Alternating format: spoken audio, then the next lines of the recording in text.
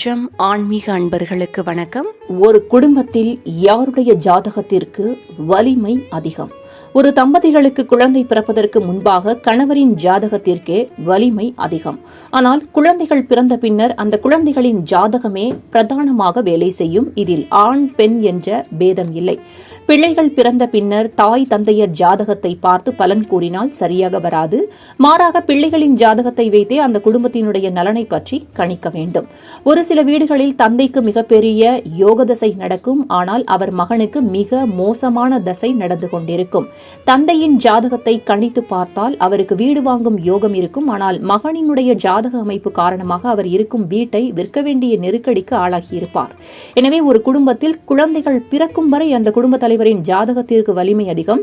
வாரிசுகள் என்று வந்துவிட்டால் அவர்களின் ஜாதகம்தான் குடும்பத்தினுடைய ஏற்றத்தாழ்வுகளை முடிவு செய்யுமாம். குறிப்பாக தலைப்பிள்ளையினுடைய ஜாதகத்திற்கு வலிமை அதிகம் என்கிறார்கள்.